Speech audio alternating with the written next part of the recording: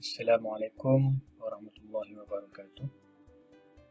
Untuk kali ini kita akan belajar unit 1.4 penggunaan alat pengukur kejituan, kepersisan, kepekaan dan ralat. Sebelum itu kita tengok apa yang kita dapat belajar dalam topik ini. Dapat menggunakan alat pengukur yang betul dan dengan cara yang betul untuk mengukur dengan persis dan jitu kuantiti panjang, jisim, massa suhu dan arus elektrik. Menggunakan alat pengukur yang lebih jitu bagi membandingkan kejituan, kepersisan dan kepekaan dalam pengukuran. Menerangkan cara untuk mengurangkan kesan ralat sistematik dan ralat rawak. Menganggarkan panjang, luas, jisim atau isi padu satu objek dengan membuat anggaran sebelum membuat pengukuran sebenar. Dan menjelaskan dengan contoh inovasi dalam alat pengukur melalui berbagai jenis persembahan multimedia. Kita tengok dulu, apa itu kejituan? Kejituan ni, kebolehan suatu alat pengukur untuk mendapatkan bacaan ukuran yang menghampiri atau menepati nilai sebenar. Jitu, tepat. Tepat kepada bacaan sebenar. Itu maksud kejituan. Kepersisan, kebolehan radas ataupun kebolehan alat pengukur untuk mendapat bacaan yang seragam dengan sisihan yang kecil di antara nilai-nilai bacaan. Persis ni maksudnya dia bacaan tu sekata. Contoh kita ambil 3 kali bacaan, ketiga-tiga bacaan tu sekata, seragam. Sama, itu maksud persis. Itu maksud kepersisan. Seterusnya kepekaan, kebolehan suatu alat pengukur untuk mengesan perubahan yang kecil pada kuantiti yang sedang diukur. Contoh kalau kita guna tali pengukur ni, dia bacaannya paling kecil dia dalam 1 mm.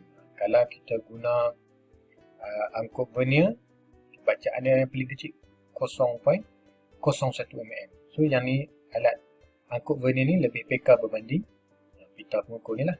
Itu maksud peka, dia boleh mengesan perubahan yang kecil. So lagi kecil alat tu boleh mengukur bacaan, lagi peka lah satu alat tersebut. Baik, kita tengok penggunaan alat pengukur yang betul lah. Kalau nak ukur panjang, kita guna pembaris lah. Guna pembaris, pita pengukur. Yang garisan-garisan ni dipanggil senggatan. Semasa menggunakan pembaris, mata pematih hendaklah berserenjang. Mesti selari dengan skala bacaan. Mesti selari dengan senggatan untuk mengelakkan ralat paralaks. Seterusnya, menyukat jisim. Kita gunakan neraca tuas, neraca 3 alur. Kemudian mengukur masa, kita gunakan jam randik. Seterusnya untuk menyukat suhu, kita gunakan termometer magma dan termometer klinik. Dan untuk menyukat arus elektrik, kita gunakan ammeter dan ada voltmeter. Contoh ralat sistematik, ralat sifar berkaitan dengan kesalahan alat pengukur lah. Jarum ni tunjuk dia kalau positif di hadapan kosong bacaan dia. Kalau ralat sifar negatif, dia ke belakang, jarum ke belakang. Negatif, kurang. Kalau ini dia lebih. Kemudian untuk elakkan ralat ni, dia ada tombol pelarasan lah untuk adjust jarum ni. Seterusnya, menyukat isi padu air. Silinder penyukat. Kita guna silinder penyukat untuk sukat isi padu air. Ini ralat paralaks. Ralat paralaks ni berpunca pada mata kita lah. Kita mengukur ni kedudukan mata tak serenjang, tak selari dengan senggatan. Kalau macam ni salah. Bacaan macam ni salah, yang ni salah. Dia mesti serenjang, mesti selari. Penggunaan alat pengukur yang lebih jitu, maksudnya dia ada bacaan yang lebih kecil. Yang pertama angkut vernier. Angkut vernier ni digunakan untuk mengukur ketebalan atau diameter luar. Nak ukur diameter luar. Diameter dalam, kita guna yang bahagian atas ni. Dan kedalaman sesuatu objek. Bahagian terkecil bacaan angkut vernier adalah 0.01 cm ataupun 0.1 mm. 0.1 mm paling kecil. Oleh itu angkut vernier lebih jitu berbanding dengan pembaris yang hanya dapat mengukur bacaan terkecil sehingga 0.1 cm atau 1 mm. Maksudnya yang ni lebih peka lah. Lebih peka dan lebih jitu. Dia lebih tepat bacaan. Macam mana kita nak baca angkut vernier? Baik. Angkut vernier ni ada 2 skala, iaitu skala utama dan skala vernier yang kecil ni.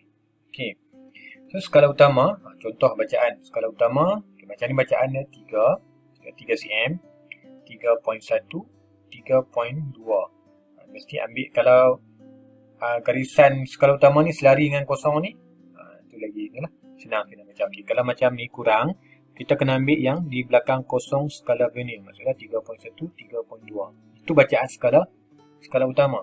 Skala vernier pula, cari garisan yang selari, yang sebaris, yang segaris macam ni. Okey, ini pun segaris juga, tapi kita mesti ambil yang hampir dengan kosong. Bacaannya 0.01, 0.01, 0.02 cm. Okey, bacaannya dalam cm. Jadi, bacaan skala utama 3.2 cm, bacaan skala vernier 0.02 cm. Tambah kedua-duanya dapat 3.22 cm. Itu cara nak baca dah. Kita mesti baca skala utama dahulu, kemudian baru baca skala vernier, kemudian tambah. Ralat sistematik disebabkan oleh pengukuran menggunakan alat pengukur yang kurang tepat. Contohnya terdapat ralat sifar pada alat pengukur. Ralat yang berpunca daripada alat tandu, itu ralat sifar atau ralat sistematik. Ralat yang disebabkan oleh orang, ralat paralat, kita silap guna alat tandu, oleh orang yang melakukan pengukuran atau faktor persekitaran. Contoh, ralat sifar boleh ditentukan apabila angkut vernier dirapatkan. Bila kita rapatkan skala utama dan skala vernier ni, kita akan tengok kedudukan kosong. Kalau selari garisan kosong skala utama dan skala vernier, maksudnya tiada ralat sifar. Okey, tiada ralat sifar. Kalau kita rapatkan bacaan kedudukan kosong ke depan, bacaan kosong skala vernier di hadapan daripada kosong skala utama, dia ke depan kan. Okey, itu ralat sifar positif, maksudnya dia terlebih ralat sifar positif. Jadi macam mana cara nak baca? Bermula pada kosong, cari garisan yang selari juga, 1, 2 dan 3 selari. So bacaan dia maksudnya ralat sifar positif 0.03 cm. Dia terlebih 0.03 cm. Jadi nanti kalau nak bila ada ralat sifar positif, bacaan sebenar yang kamu dapat, contoh bacaan tadi 3.22. Kalau ada ralat sifar positif, kamu kena tolak 0.03, 3.22 cm tolak 0.03 sebab dia terlebih. Okey, dia sudah ada lebihan. Jadi kita kena tolak semula untuk dapatkan bacaan yang sebenar. Baik, kalau ralat sifar negatif dia ke belakang, dia hutang tak cukup. Maksudnya kosong ni lebih, kosong bagi skala vernier kurang ke belakang daripada kosong skala utama. Jadi cara nak baca dia, kita mesti baca daripada 10. Cari garisan yang selari, bacaan dia 0.06. 1, 2, 3, 4, 5, 6. Yang selari, yang segaris. Itu cara nak baca. Kalau ralat sifar positif, bacaan daripada 0. Kalau ralat sifar negatif, bacaan daripada 10. 10 garisan pertama adalah 1, 2, 3, 4, 5 dan 6. Okey. Sama juga kalau ralat sifar negatif. Bacaan tadi 3.22. Kalau ada ralat sifar negatif, kita kena tambah sebab dia hutang kan, dia tak cukup. Jadi kita kena tambah semula. Okey, ini contoh. Nyatakan bacaan ini ditunjukkan pada skala angkut vernier berikut. Okey, kalau macam ni. Okey, bacaan. Okey, tentukan bacaan pada skala utama. Tengok dulu skala utama. Di atas ni skala utama. Bacaan dia berapa? So, 0. Tak sampai 1 kan, yang selari dengan 0 ni. Jadi bacaan skala utama 0 mm. Okey, 0.0 mm. Bacaan skala vernier. Okey, bacaan skala vernier 0.5. Cari senggatan yang segaris. So 0.5 mm. 1, 2, 3, 4, 5 kan, yang segaris. Bacaan dia kamu tambah je dulu, dapat 0.5 mm. Macam B 4 cm kat sini. Jadi tengok garisan yang sebelum ni berapa. Jawapan dalam mm, maksud dia ini 40 mm lah. Okey, 40 mm. Bacaan skala utama dia 38, 39, 40. Okey, 38 mm, 39 mm, 40 mm. Jadi bacaan skala utama dia 38 mm. Sebab apa? Sebab apa 38? Sebab sebelum ni ada 3 cm kan. Maksud dia 30 mm. Okey. Baik, bacaan skala vernier. Bacaan skala vernier cari garisan yang selari. Contohnya ni selari 0, 0.1, 0.2, 0.3. Jadi bacaan skala vernier 0.3 mm. Jumlah bacaan 38 mm tambah 0.3 mm. Okey. Ini kalau mm lah, kalau jawapan dalam cm sudah 3.8 cm tambah dengan 0.03 cm. Okey. Boleh faham lah. Baik, seterusnya kita tengok tolok skru micrometer. Okey, ini kamu boleh tengoklah. Okey, dalam teks lebih jelas. Tolok skru micrometer digunakan untuk mengukur ketebalan dan diameter objek kecil seperti kertas, rambut dan lain-lain. Bahagian terkecil 0.01 mm. Yang ni lebih jitu sebab bacaannya lebih kecil 0.01 mm. Kalau angkut vernier tadi dia bacaan yang terkecil dia 0.01 mm saja. Okey, 0.1 mm saja. Tolok skru 0.01 dia lebih jitu, lebih tepatlah. Okey, skala vernier mengandungi 50 bahagian. Okey, ada 50 bahagian. Satu singkatan skala vernier 0.01 mm. Jadi bacaan dia sampai yang paling besar dia 0.5 mm. Baik. Okey, sama juga bacaan dia. Kita mesti ambil skala utama dulu, bacaan skala utama, kemudian baru bacaan skala vernier. Okey, contoh skala utama 1, 2, 3 mm, 3 point yang bawah ni 0, 0.5, 1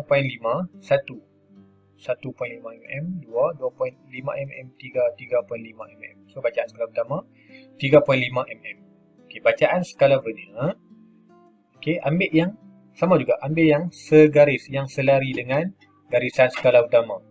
Okey, 35, 36, 37, 38 mm. Okey, so 3.5 mm tambah 0.38 mm. Dapatlah dia punya bacaan. Okey, cara nak elakkan ralat, kedudukan mata mesti selari dengan bacaan. Okey.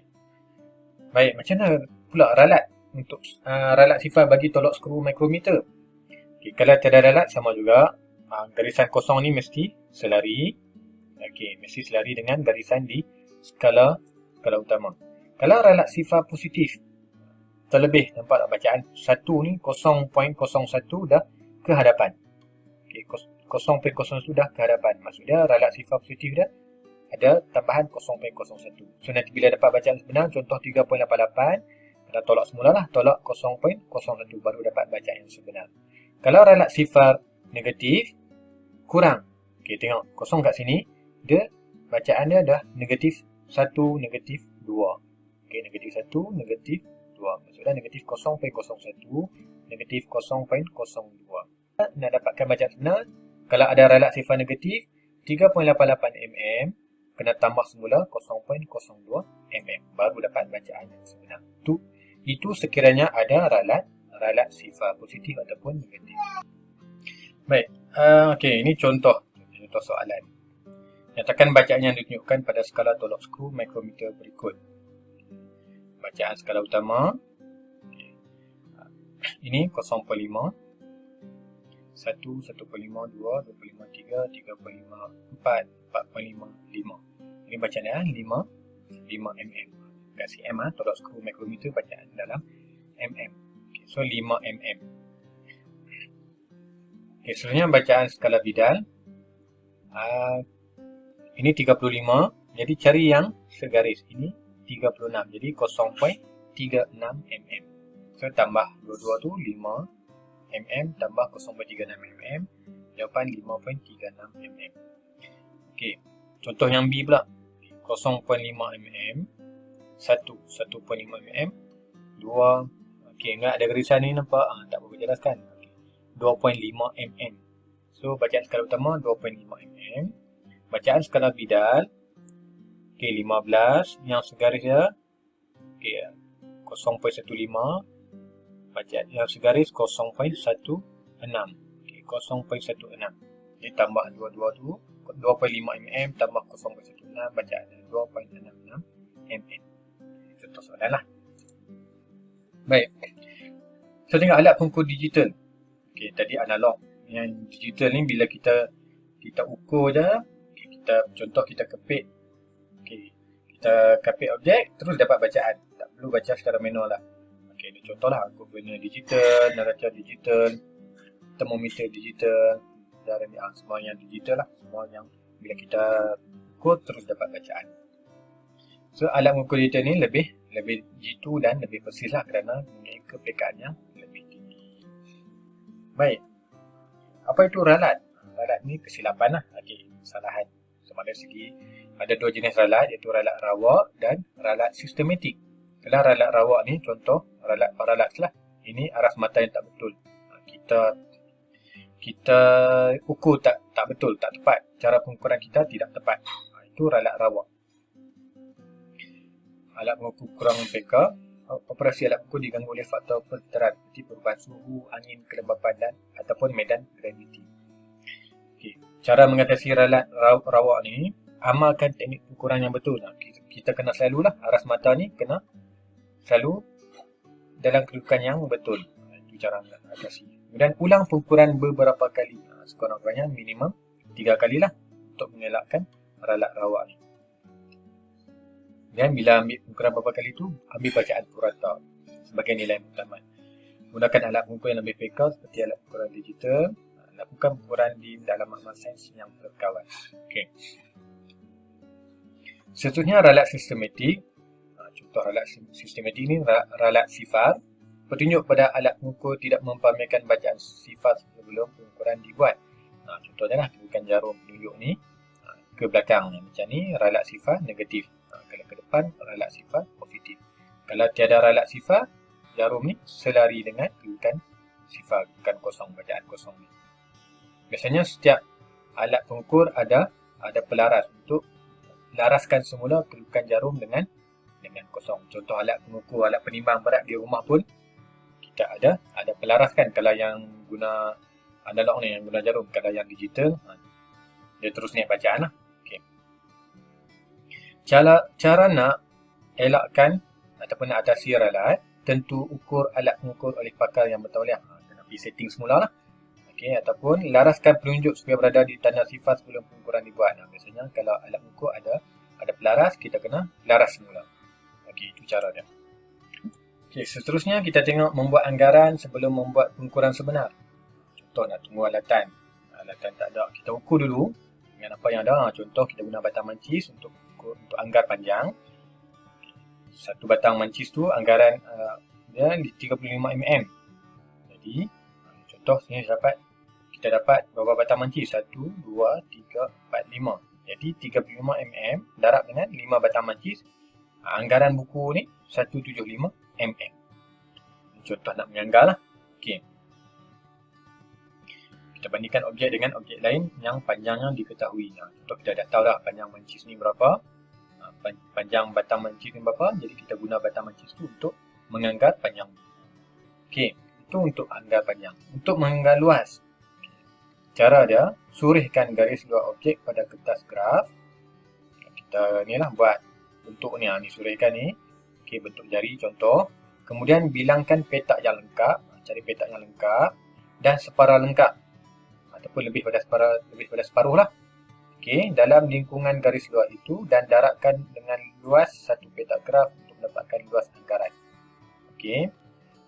Bilang berapa yang lengkap dan hampir lebih pada separuh. Kalau yang tak cukup, jangan kira, jangan tanda.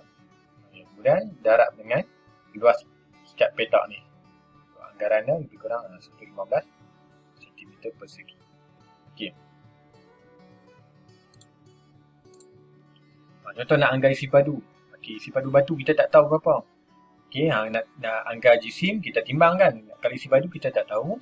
Jadi cara dia anggar isi padu pepejar dengan kaedah sesaran air. Sesaran ni maksudnya perubahan air lah.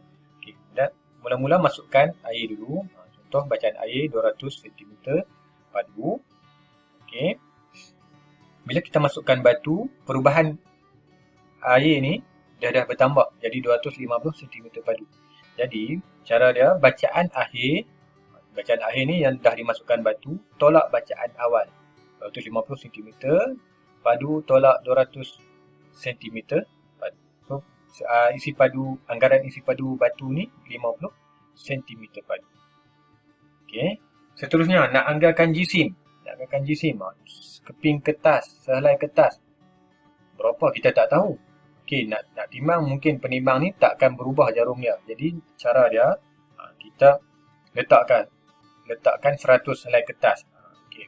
Nilai yang banyak kertas 100 ni akan berlakulah perubahan pada jarum kan. Kalau letak sekeping, 2 keping, takkan berubah kedudukan jarum. Jadi anggaran dia, bila kita letak 100 helai kertas contoh, jarum berubah kepada 200 gram.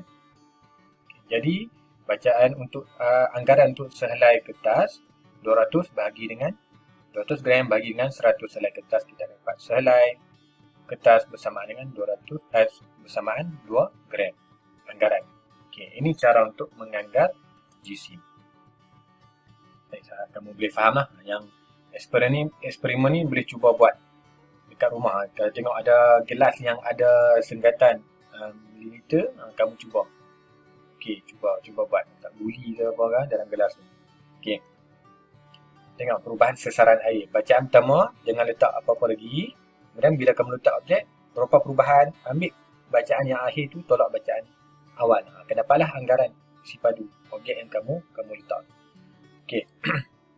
Baik, inovasi dalam alat pengukur. Alat pengukur ni ada inovasi lah. Misalnya setiap alatan ni akan ada inovasi, akan ada pembaharuan untuk memudahkan manusia. Metrologi ialah disiplin ilmu mengenai hal ehwal pengukuran. Berbagai alat pengukur digital yang canggih dicipta untuk meningkatkan kejiduan dan kepresisian serta mengurangkan ralat pengukuran. Contohnya prob suhu, pengukuran suhu dan nak log data, memaparkan bacaan suhu dalam selama masa itu pada skrin tablet, teknologi pengimejan terma, mengukur jarak pancaran laser dan seterusnya. Kamu boleh Google, boleh cari lagi. Boleh cari banyak lagi inovasi dalam alat pengukur. Saya harap kamu boleh faham berkaitan dengan unit 1.4. Nanti kamu cuba ambil kertas graf, kamu sorehkan ataupun lukiskan tapak tangan atas kertas graf, kemudian kamu cuba kira. Macam mana nak kira? Ingat balik tanda yang petak penuh dan yang lebih daripada separuh. Kalau macam ni tak payah tanda lah ni. Yang tepi ni, ini tak cukup separuh kan? Macam ni boleh lah. Ini boleh tak? Lebih tak separuh? Kalau kurang tak separuh, jangan tanda. Cuba buat, baru kamu akan lebih faham. Setakat tu saja untuk kali ini. Sekian, Assalamualaikum warahmatullahi wabarakatuh.